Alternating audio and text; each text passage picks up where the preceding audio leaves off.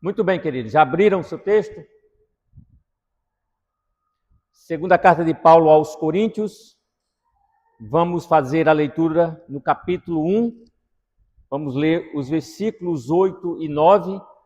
Já foram lidos nessa noite, mas vamos ler mais uma vez o texto que iremos pregar nessa noite. Vamos, claro, correr outros textos da segunda carta e um outro em Hebreus, mas vamos partir aqui desse primeiro texto que fica na segunda carta de Paulo aos Coríntios, capítulo 1, versículos 8 e 9, que diz: porque não queremos, irmãos, que ignoreis a natureza da tribulação que nos sobreveio na Ásia, porquanto foi acima das nossas forças, a ponto de desesperarmos até da própria vida. Contudo, já em nós mesmos tivemos a sentença de morte, para que não confiemos em nós, e sim no Deus que ressuscita os mortos. Vamos orar. Obrigado, Deus, pelo privilégio que temos de poder nos reunir como igreja do Senhor, neste dia tão precioso, no qual nós temos a alegria de cantar louvores ao Teu nome. Agradecemos por cada irmão que pôde chegar, cada família aqui presente, representada. Que o Senhor fale conosco neste momento, que a Tua palavra venha ao nosso encontro, que ela nos abençoe, que ela fale ao nosso coração, que saiamos daqui desafiados, comprometidos com esse texto, que de fato transforma vidas quando pregado e entendido no poder do Teu Santo Espírito. Usa o Teu servo como instrumento de Tuas mãos e faz com que a Tua palavra chegue a cada coração. Pedimos estas coisas em nome de Jesus. Amém. Irmãos, nós já por 3 domingos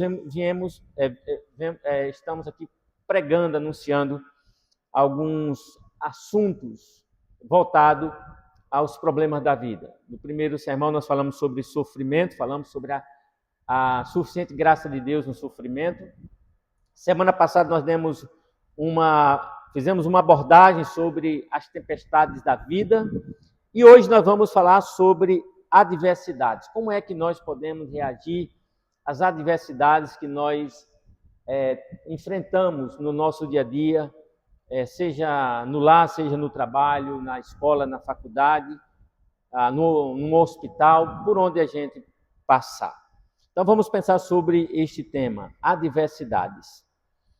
Alguém escreveu dizendo que o material de que é feito a grandeza é a reação à adversidade. De fato, irmãos, quando olhamos na história bíblica, os grandes homens de Deus foram forjados justamente diante das adversidades. Eles foram fortalecidos mesmo em meio a terríveis adversidades. A Bíblia diz que todos quantos querem viver piedosamente em Cristo padecerão perseguições, enfrentarão dificuldades. Esta é a grande realidade que a palavra de Deus nos apresenta. E observando a vida do apóstolo Paulo, encontramos várias cicatrizes, vários ferimentos. Em alguns momentos ele enfrentou tanta adversidade que chegou, podemos aqui usar uma figura de linguagem, chegou a ponto de sangrar. Aos Gálatas, por exemplo, ele escreveu dizendo: quanto ao mais, ninguém me moleste, porque eu trago no corpo as marcas de Jesus. E essa ideia de marca é muito interessante, porque no primeiro século, o escravo, por exemplo, era ferrado com o nome do seu senhor. O soldado romano tatuava seus braços com o número da unidade em que ele servia, onde ele servia. Os adoradores dos falsos deuses tatuavam o nome ou símbolo de seus deuses em seu corpo. Mas, irmãos, quando a gente olha para as cicatrizes, as feridas que Paulo carregou em sua vida, elas, diferente desses que eu aqui citei, elas indicam um sofrimento pela pessoa de Jesus. E sofrer pelo nome de Jesus vale a pena. Não devemos sofrer, e Pedro nos alertou sobre isso, por cometer bobagem na vida. Nós não precisamos provocar problemas em nossa vida, mas se por causa do nome de Cristo tivermos que passar por algum desafio, por alguma perseguição, que passemos para a glória de Deus. Agora, quando nós olhamos a vida de Paulo, nós entendemos que Paulo, com problemas físicos por causa dos golpes injustos dos inimigos, tinha sim o corpo quebrado, mas não o espírito, não a sua vida diante de Deus, o seu compromisso, a sua fidelidade, o seu ânimo para servir a Cristo, a despeito das feridas que ele sofreu pelo nome do Senhor. E em todos os momentos, irmãos, difíceis que Paulo atravessou, ele nunca chamou atenção para si mesmo. Isso é muito interessante também. Porque muitas vezes nós somos tentados ao passar por alguma adversidade, e quando nós passamos por aquilo e vencemos pela graça de Deus, e a gente entende isso, nós tentamos colocar algum elemento aí para chamar atenção para nós mesmos. Paulo, ao enfrentar as adversidades, ele não chamou a atenção para si mesmo, mas para o Senhor que o salvou. Como já pontuado, a pressão sob a qual ele viveu em muitos momentos era insuportável, humanamente falando. Como lemos no versículo 8, ele diz que a natureza da tribulação que sobreveio a ele e seus companheiros na Ásia foi de tal maneira que eles chegaram a se desesperar da vida, até da vida. Então foi humanamente falando, perseguições, situações insuportáveis, mas sempre Paulo reagiu com grandeza. Como? Reconhecendo os seus limites e, por outro lado, o poder de Deus. É assim que a gente enfrenta as adversidades, de forma que, ao sair dela, possamos sair fortalecidos e, acima de tudo, trazendo glória e louvor ao nosso Deus. Então, com Paulo, nós vamos aqui aprender como reagir bem às adversidades. Como que você pode reagir bem às adversidades a partir do exemplo de Paulo. Primeiro, você e eu, nós precisamos fazer de Deus nosso melhor e principal aliado. Muitas vezes nós somos levados a fazer coisas, objetos, pessoas como nossos aliados nos momentos de adversidade. Então, se estamos enfrentando um problema sério de saúde, então eu procuro alguém que tem uma influência num determinado hospital, com um determinado médico, para resolver o meu problema, fazer uma cirurgia que, se não fizer, pode me levar à morte. Outros, ao lidar com um emprego, faz de alguém que tem uma certa influência em alguma empresa o seu maior aliado. Bom, essas coisas têm o seu lugar, desde que sejam feitas da maneira certa. Paulo, ele fez de Deus o seu melhor e principal aliado, e assim deve ser conosco, à medida que nós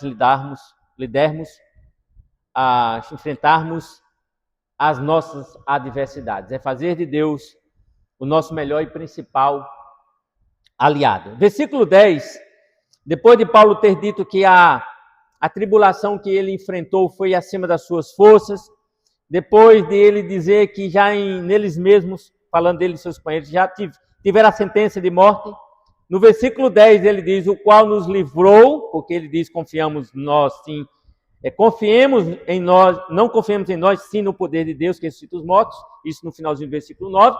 E aí quando chega no versículo 10 ele diz, o qual nos livrou e livrará de tão grande morte.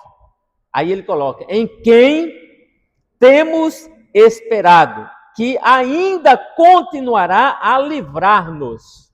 Então Paulo não só confiou no passado, lá no seu passado sombrio em Deus, mas no presente ele continuava confiando e ele, para o futuro, declara sua confiança em Deus, porque ele termina dizendo que o Deus que ele confia continuará a livrar ele de tudo que possa vir sobre ele. Então, meus irmãos, fazer de Deus nosso melhor e principal aliado é uma forma de nós lidarmos com a adversidade.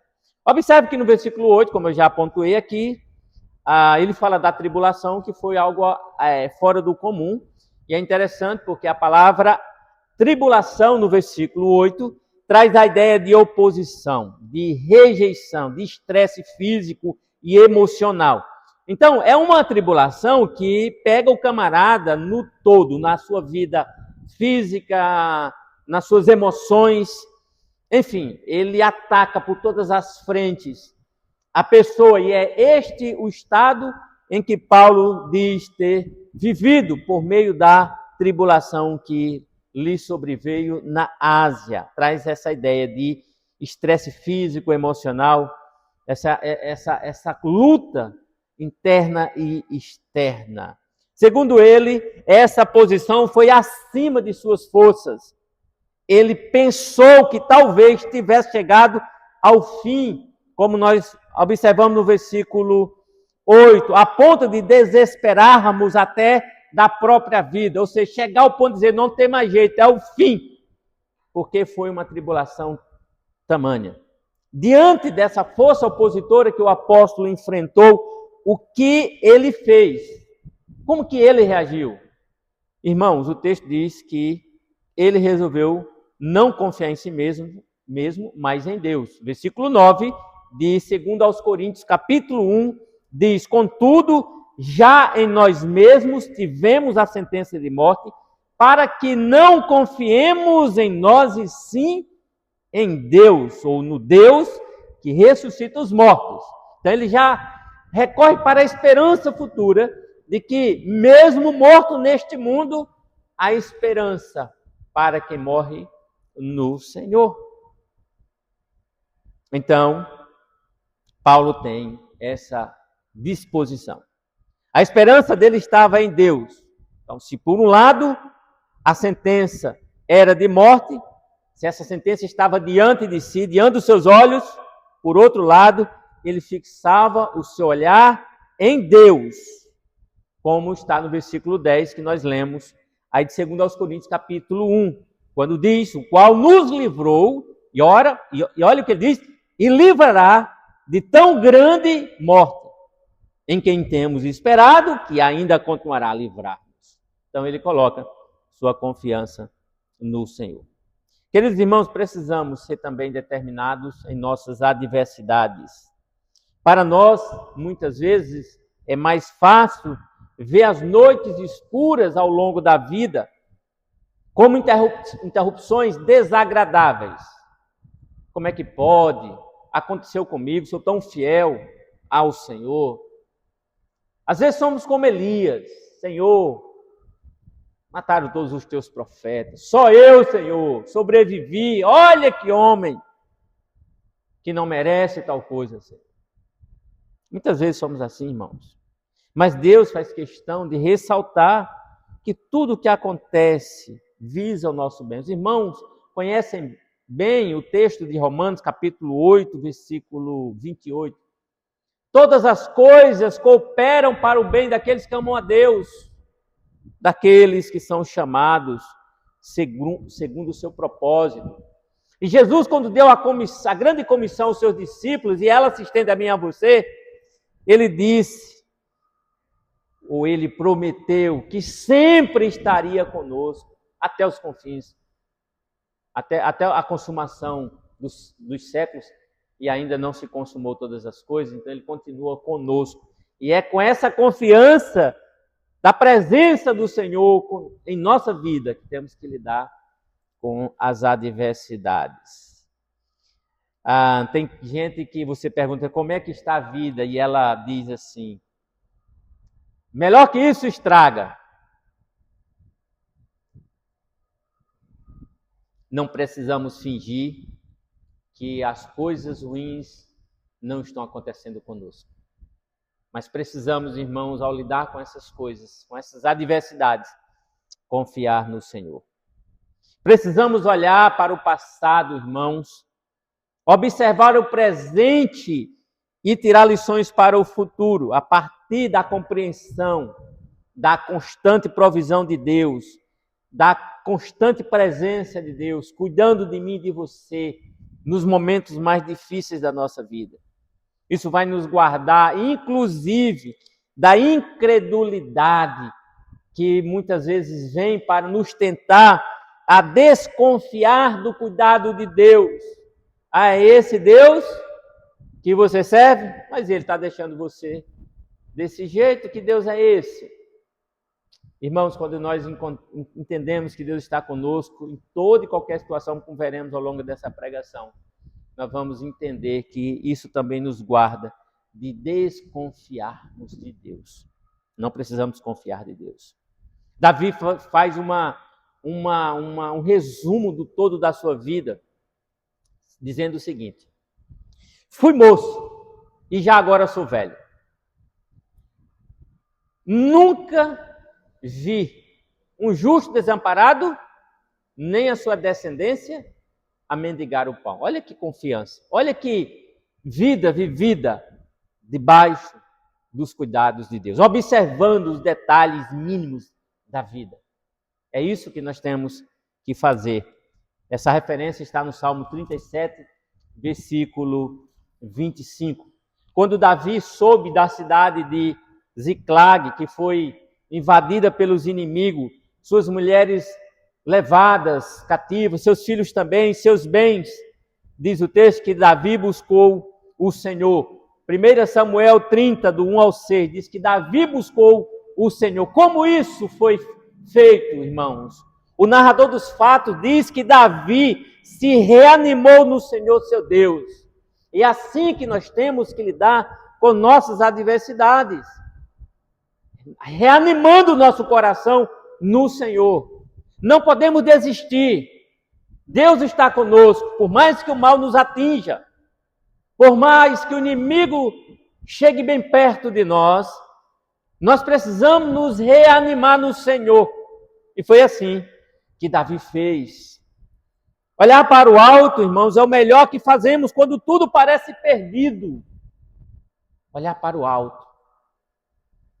Enfrentar os piores golpes da vida não se faz com força própria, olhando para dentro de si. Tem gente alimentando uma falsa esperança de olhar para si: eu sou forte, eu sou isso, eu sou aquilo, eu posso. Você não pode nada, nem eu, nem ninguém.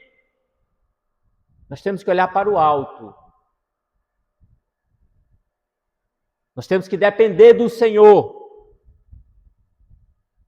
para que no fim da jornada possamos dizer, como Paulo: temos, porém, este tesouro em vaso de barro, para que a excelência do poder seja de Deus e não de nós. Segundo aos Coríntios, capítulo 4, versículo 7. Paulo está falando em meio às lutas. Ele quer sair dessa luta com essa condição, entendendo, compreendendo que o que temos é um vaso de barro. Isso é para que a excelência do poder seja de Deus e não de nós. Nós não precisamos colocar os olhos em nós mesmos. Deus é a única fonte segura que o cristão possui neste mundo. Nada além disso, irmãos. E devemos nos lembrar que não é a aflição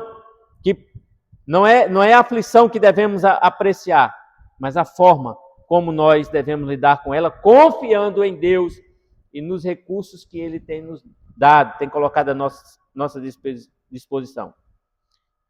Pensando e agindo assim, podemos também dizer com Paulo: em tudo somos atribulados, porém não angustiados.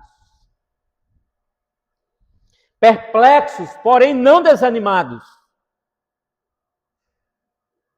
Abatidos, porém não destruídos. É assim, Robinha, que nós temos que lidar com as adversidades.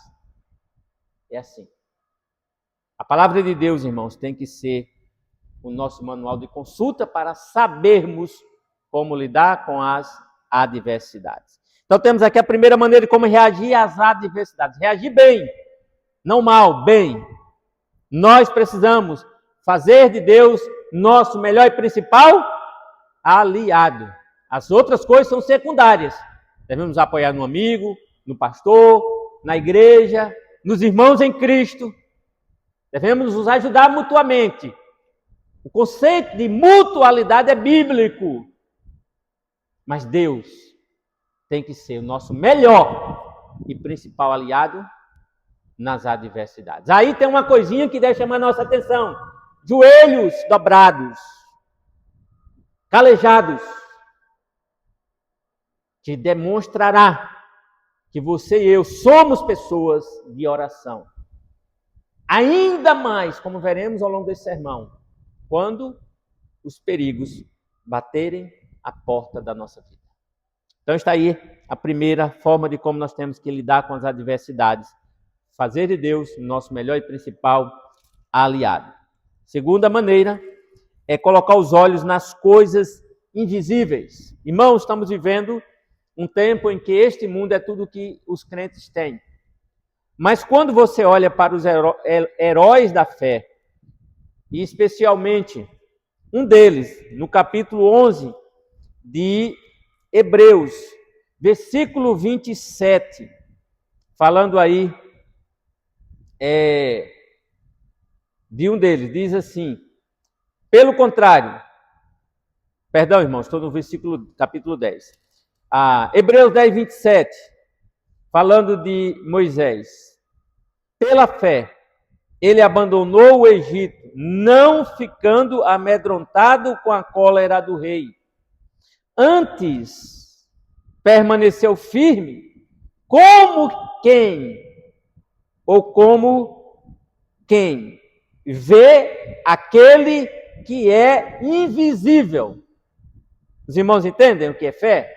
O que é confiança em Deus? O que é recorrer para o invisível? É olhar para todos os lados, o perigo batendo à nossa porta, e a gente colocar os olhos naquele que é invisível, aquele que não vemos, mas que está conosco. É a segunda maneira de como nós devemos lidar com as adversidades.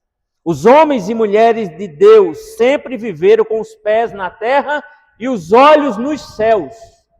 É assim que o crente verdadeiro deve viver, e é assim que os grandes homens e mulheres de Deus viveram.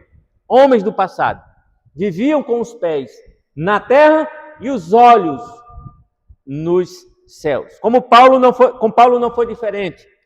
Foi ele quem disse aos Colossenses: buscai as coisas lá do alto, onde Cristo vive assentado à direita de Deus. Busca as coisas de lá, coloca os olhos lá. Lá é de onde vem o nosso socorro, lá é a nossa esperança bendita. Aos Filipenses lembrou: nossa pátria está nos céus, de onde aguardamos o nosso Senhor e Salvador Jesus Cristo. Paulo, meus irmãos, tinha sempre diante de si o Deus que trabalha por seus propósitos eternos. E é por isso que os olhos dele e de todos os grandes homens de Deus, tanto aqueles que suas histórias estão escritas na Bíblia, quanto aqueles que viveram numa história extra-bíblica, ao longo da história, eles sempre viveram com essa confiança, nunca confiando em si mesmos. Então, meus irmãos, enfocar aquilo que é invisível é uma postura que pode ser aprendida, inclusive. Pastor, não consigo. É um aprendizado, é algo que você pode aprender. Aí eu queria ser como fulano de tal. Tem tanta fé, tanta confiança. Você pode aprender a também viver de forma a colocar os seus olhos naquele que é invisível, diante das lutas, diante das adversidades. Foi assim que os homens de Deus viveram. Como disse um pastor, trabalhando esse texto, concentrar-se no que é invisível ajuda-nos a suportar o que de outra maneira seria insuportável. E é por isso que muitas pessoas chegam ao desespero, tiram suas próprias vidas, porque elas não aguentam. E é claro, não vão aguentar quando colocam os olhos em si mesmos ou nas circunstâncias. Mas todos aqueles que colocam seus olhos naquele que é invisível, que colocam sua esperança nele, permanecem de pé. E esse é o nosso chamado para enfrentarmos as adversidades. Querido irmão, a palavra de Deus está cheia de encorajamento. Ela desafia você, como salvo em Cristo, a colocar sua esperança nas coisas eternas, não nas coisas terrenas. Jesus, por exemplo, falou aos discípulos que voltaria para buscá-los. Lá em João 14, ele fala sobre isso, para que eles não ficassem com o coração apertado, mas que eles tivessem a esperança de que Jesus, iria para o céu preparar um lugar e voltaria para receber os discípulos, assim como eu e você, para que um dia estejamos com ele. Então Jesus encorajou os seus discípulos com essas verdades. Aos Tessalonicenses, Paulo disse que haveria um dia, ou que haverá um dia uma reunião dos vivos e dos mortos quando Cristo voltar para levar o seu povo para si. 1 Tessalonicenses 4, do 13 ao 18, há essa promessa. A Timóteo, o apóstolo Paulo falou da coroa da justiça que está guardada para todos aqueles que amam a vinda de Cristo. Isso é colocar os olhos no que é invisível. Por isso que ele disse, aí em 2 aos Coríntios, capítulo 10, que confiava que Deus ressuscitaria, ou que ressuscitará os mortos.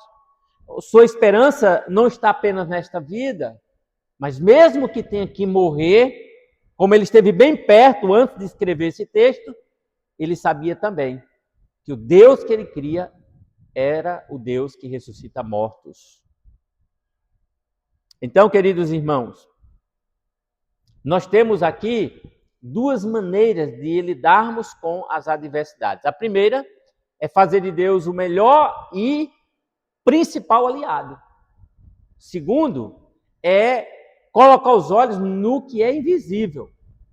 É andar numa confiança de tal forma que você nunca vai ver Deus, mas você sabe que Ele está com você. Ele está do teu lado, Ele está trabalhando, Ele está cuidando de você. Essa é uma forma de lidar com as adversidades. Uma terceira maneira é encontrar na fraqueza o poder de Deus. É saber que você é limitado, mas que existe um Deus poderoso e que o poder dele é suficiente para você lidar com suas adversidades. Eu queria convidar você para, aqui mesmo na segunda carta aos Coríntios, capítulo 11, versículo 30.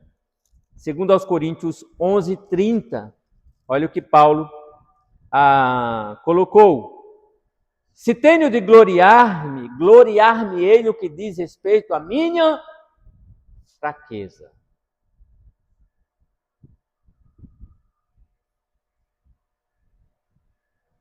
Se você observar, entre o versículo 24 e 29, aqui de 2 aos Coríntios, capítulo 11, Paulo enumera várias adversidades que ele enfrentou. Você vai perceber isso no texto. Várias, não foram poucas, várias. E somado a todas essas adversidades, havia uma coisa que ele carregava como um peso no seu coração, que era ver irmãos fraquejando na fé. Observe 2 Coríntios 11, 28. Além das coisas exteriores, há o que pesa sobre mim diariamente, a preocupação com todas as igrejas. Ele não vivia apenas para si. Ele não colocava os olhos apenas nos seus problemas. Os seus olhos estavam abertos para o que estava ao seu redor, para o que acontecia ao povo de Deus, às igrejas de Deus, aqueles que Deus lhe confiou. E em todas essas situações, ele se via como um sujeito limitado. E aqui é o segredo da vida. Quando a gente lida com as adversidades, é a gente olhar tudo que está ao nosso redor, olhar para a nossa vida, inclusive para a vida dos que estão ao nosso redor, e enxergar que tudo é limitado. O meu dinheiro é limitado, a minha influência é limitada, a minha saúde é limitada, a minha família é limitada, meus amigos são limitados, a igreja com a qual eu convivo é limitada, tudo é limitado. Então eu tenho que olhar para isso. Mas não parar por aí, irmãos. Mas antes da gente chegar lá, perceba que no capítulo 12, especialmente, como se não bastasse, Deus deu de cortesia a Paulo um espinho. A gente já falou sobre esse texto várias vezes. Isso no capítulo 7. Ele diz assim: para que não me ensoberbecesse com a grandeza das revelações, foi-me posto um espinho na carne, mensageiro de Satanás, para me esbofetear, a fim de que não me exalte. Foi isso que Deus deu para ele.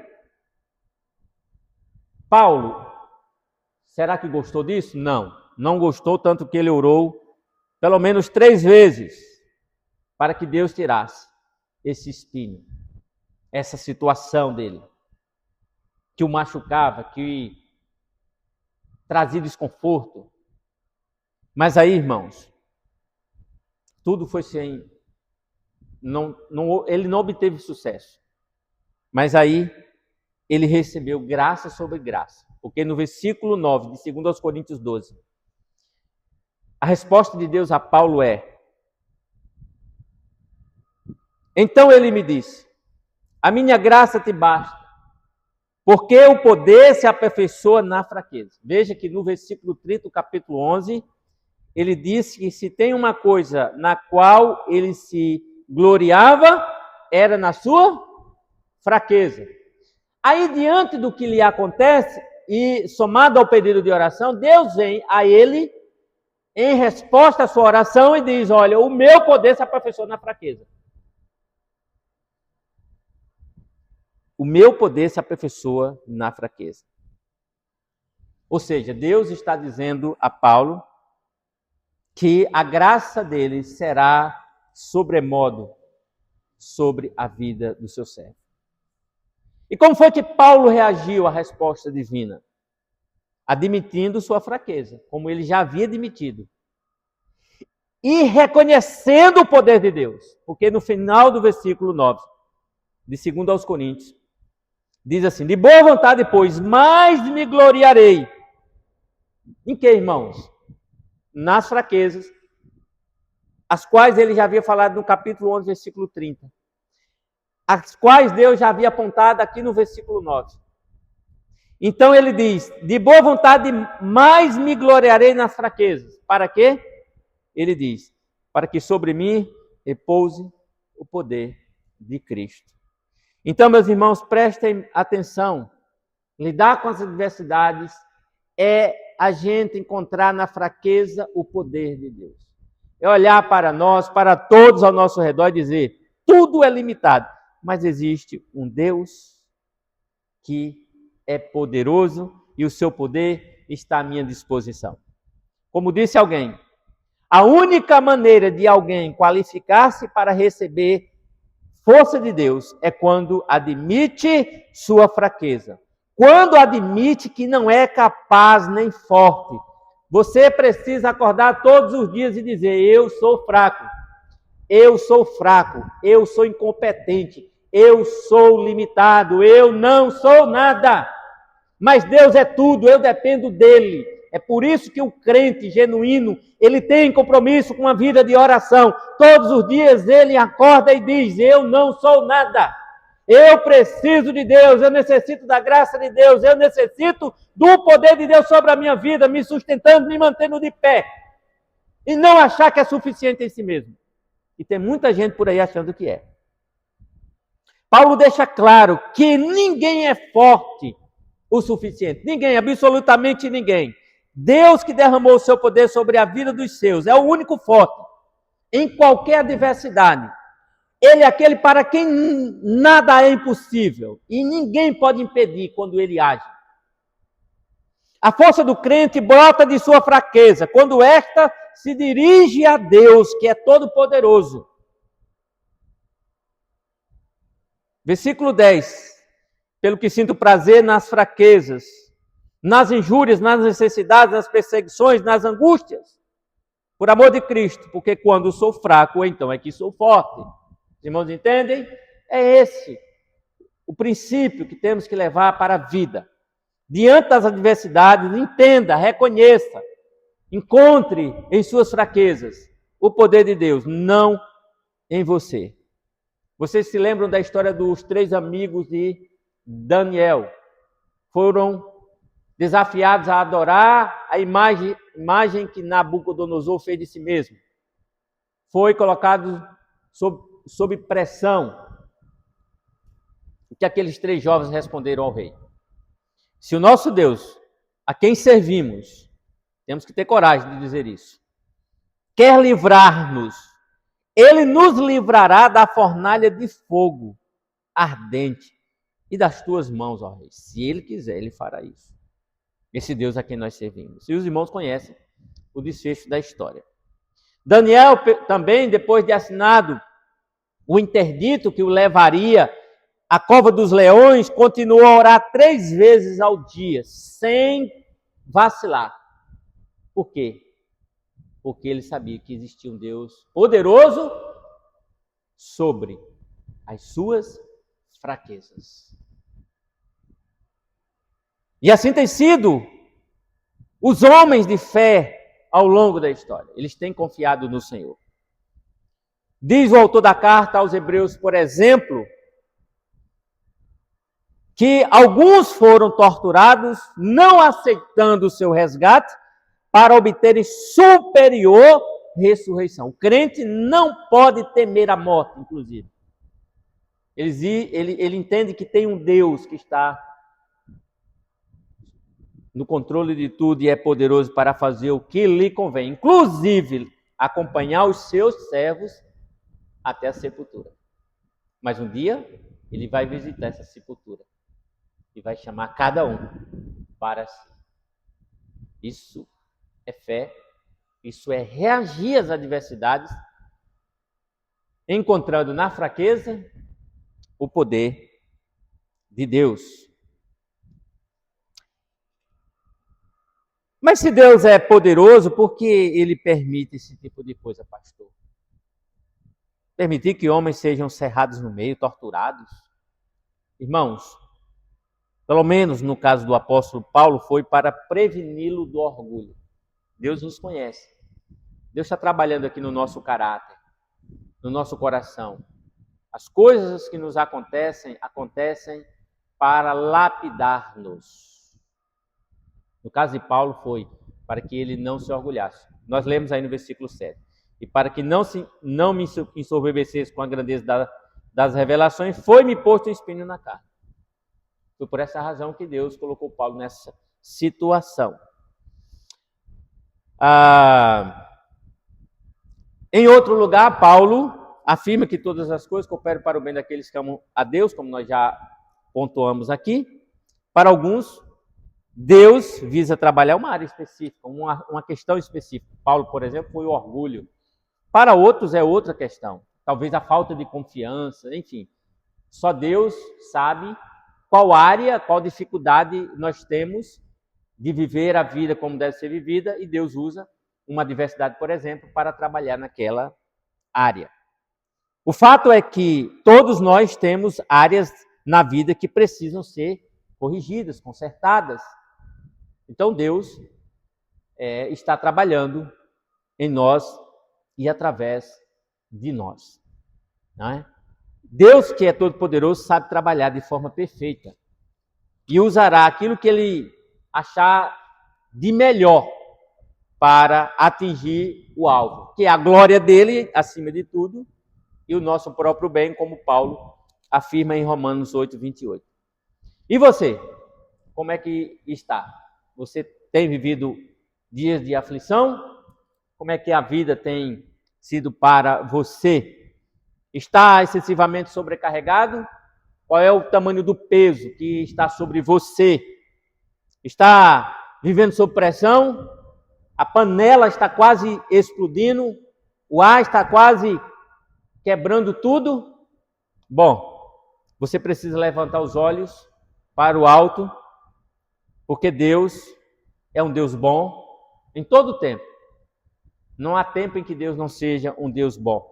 Então você precisa, assim como eu, confiar nesse Deus,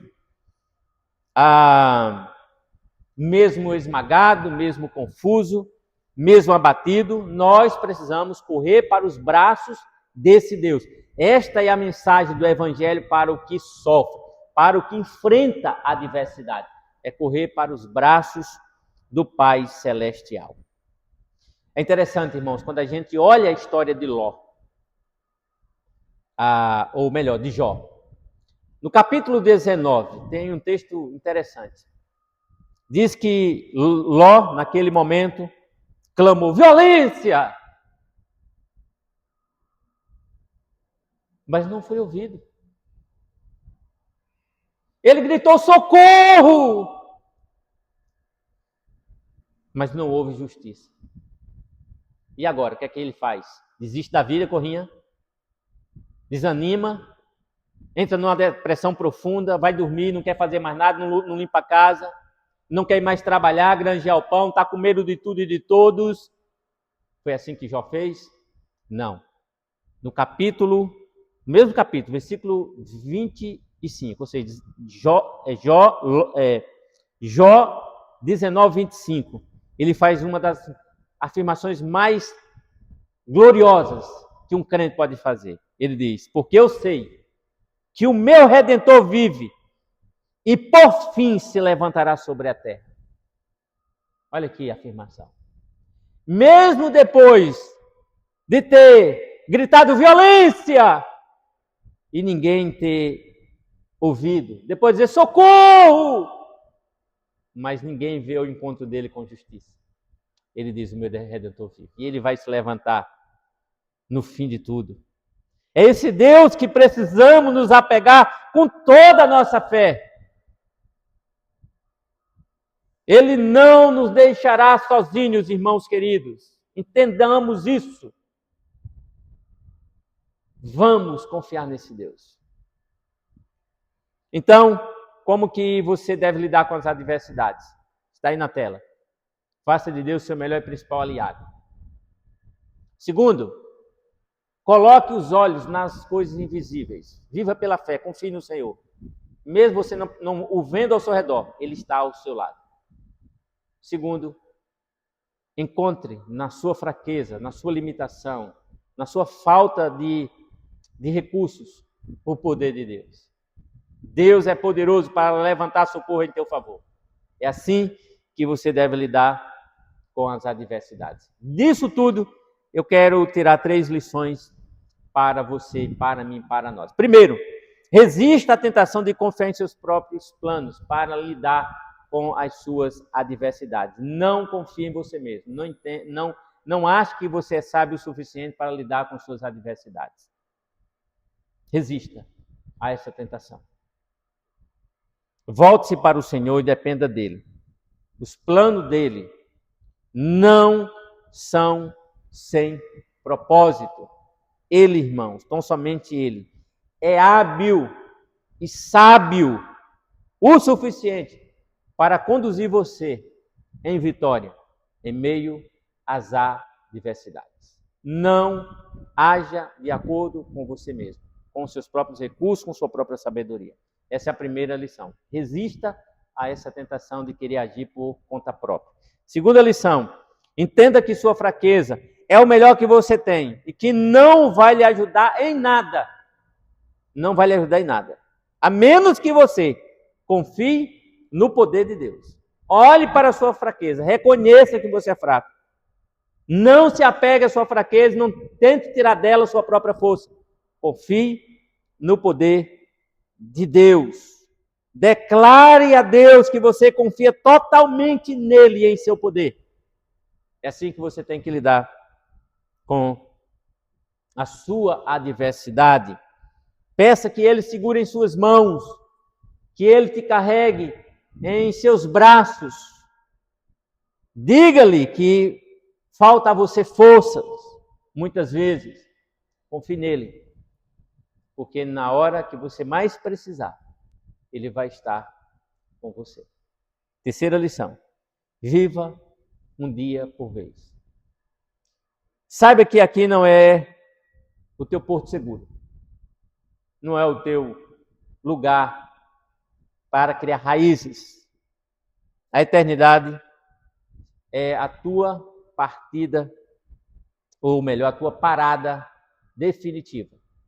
Um dia estaremos para sempre na presença de Deus, vivendo um novo céu, uma nova terra, uma nova realidade, com Deus entre nós, sem pecado, sem choro, sem dor, sem adversidade. E aí, nesse dia, nós seremos apenas pessoas que irão adorar o Deus eterno por toda a eternidade.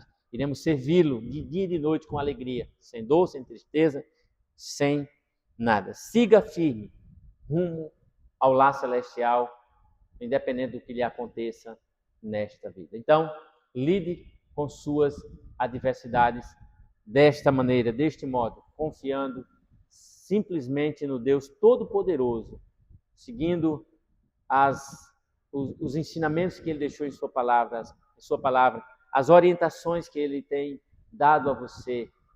Então, não viva ao seu bel prazer, mas viva ao modo de Deus. Esse é o chamado que você tem para você viver aqui em meio às suas adversidades. Vamos orar?